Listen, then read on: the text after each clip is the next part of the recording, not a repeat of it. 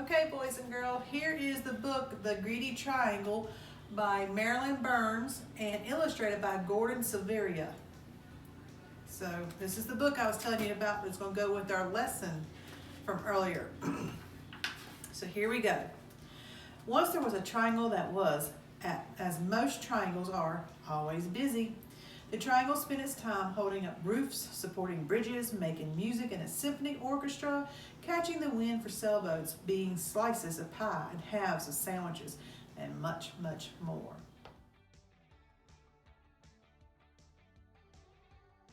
The triangle's favorite thing, however, was to slip into place when people put their hands on their hips.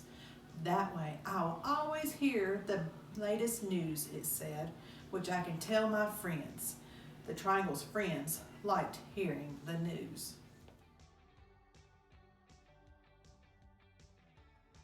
One day, the triangle began to feel dissatisfied.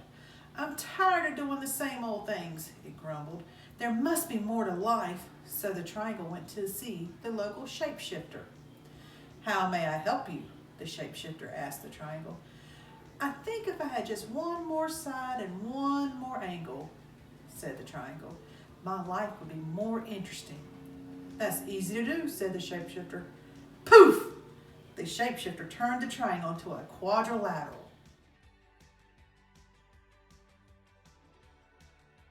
Life changed in a wonderful way. The quadrilateral was happy with all the new things it could do. The quadrilateral could be a baseball diamond, or first, second, or third base.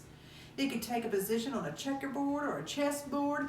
It could be a television screen, a computer screen, or a movie screen. It could frame windows or frame pictures, and much, much more.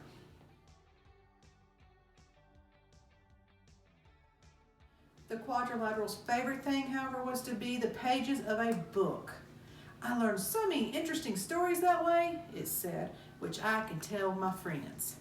The quadrilateral's friends like hearing the stories. But one day, the quadrilateral began to feel dissatisfied. I'm tired of doing the same old things, it grumbled. There must be more to life. So the quadrilateral went back to the shapeshifter. How may I help you now? The shapeshifter asked the quadrilateral. I think if I had just one more side and one more angle, said the quadrilateral, my life would be more interesting. That's easy to do, said the shapeshifter. Poof!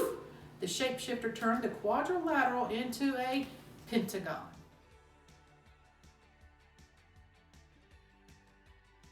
Life changed in a wonderful way. The pentagon was happy with all the new things it could do. On a baseball diamond, the pentagon could be home plate. It could be a section on a soccer ball or appear inside whenever someone drew a five-pointed star. The Pentagon's favorite thing, however, was to be the headquarters of the United States military near Washington, D.C. I hear all the top secrets that way, it said. It's too bad I can't tell them to my friends. The Pentagon's friends couldn't help feeling left out. After a while, time seemed to pass slowly for the Pentagon, and it became dissatisfied. I'm tired of doing the same old things, it grumbled. There must be more to life, so the Pentagon went back to the shapeshifter. So you're here again, the shapeshifter said to the Pentagon. Now what would you like? I think if I just had one more side and one more angle, said the Pentagon, my life would be more interesting.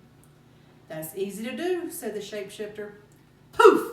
The shapeshifter turned the Pentagon into a hexagon.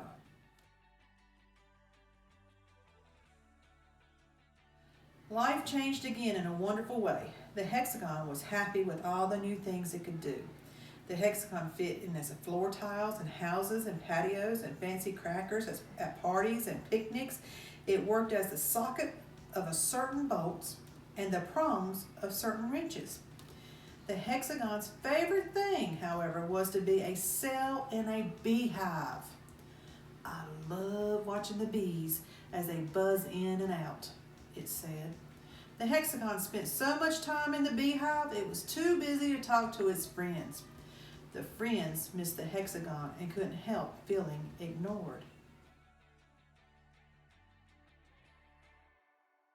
Again and again, the shape became restless, dissatisfied, and unhappy with its life. Again and again, it returned to the shapeshifter for more sides and more angles. The shapeshifter agreed to turn it into one shape after another: a heptagon, an octagon, a nonagon, a decagon, and on and on. Finally, the shape had many, many sides and many, many angles.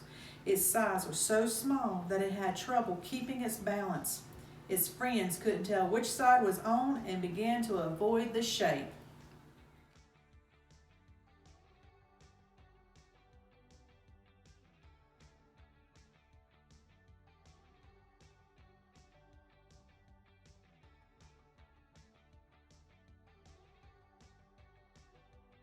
One day, when the shape was going down a hill, it began to roll.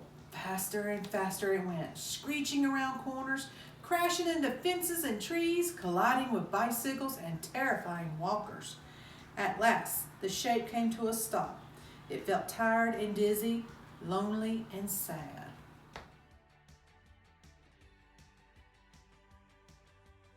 Enough, thought the shape. I don't know which side is up. I can't keep my balance. My friends don't want me around. The shape could no longer remember what it had been so unhappy as a triangle.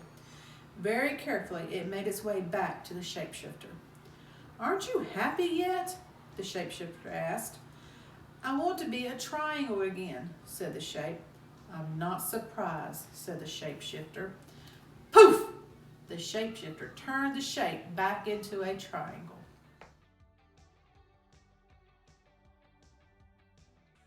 The triangle was delighted to have its old shape back again, and it kept itself very busy.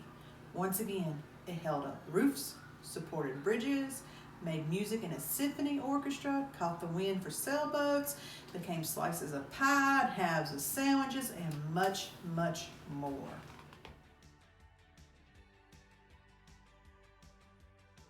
Still, the triangle's favorite thing was to slip into place when people put their hands on their hips.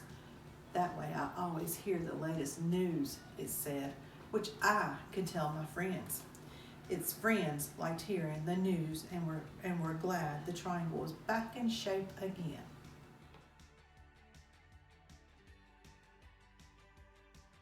Okay, that was the end of the Greedy Triangle. Not only did we learn about different shapes, but we also have a lesson in the story to be happy with who you are. All right, see you later.